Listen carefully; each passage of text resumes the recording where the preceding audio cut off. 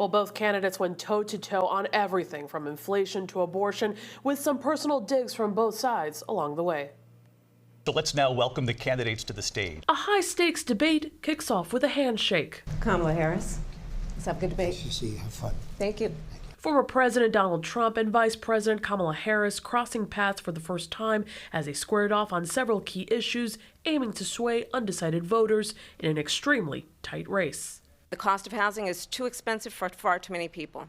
Their first topic, the economy. I intend on extending a tax cut for those families of $6,000, which is the largest child tax credit that we have given in a long time. Well, I have no sales tax. That's an incorrect statement. She knows that. We're doing tariffs on other countries. Other countries are going to finally, after 75 years, pay us back for all that we've done for the world. And the tariff will be substantial in some cases. The topic then turned to abortion.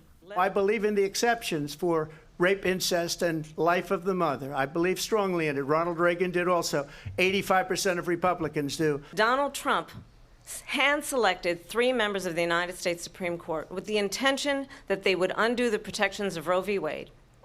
And they did exactly as he intended. When it comes to immigration, Trump says he would support a mass deportation of more than 11 million illegal immigrants. We have millions of people pouring into our country from prisons and jails, from mental institutions and insane asylums, and they're coming in and they're taking jobs that are occupied right now by African Americans and Hispanics. Harris says she supports a border security bill that will put thousands of more agents in place, blaming its failure on Trump.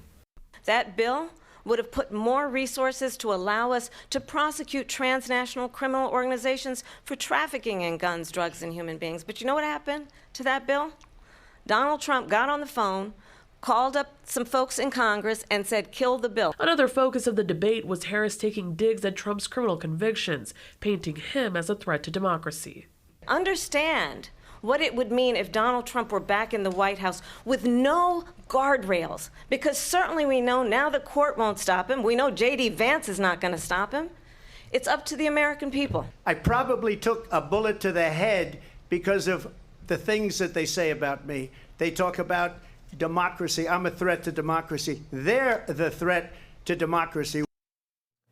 Now, after the debate, one of the music industry's biggest stars, Taylor Swift, endorsed Kamala Harris for president. A Harris senior campaign official said the endorsement was not coordinated with the campaign, while the Trump campaign dismissed Swift's endorsement. In the newsroom, Angelica Sanchez, WGN News.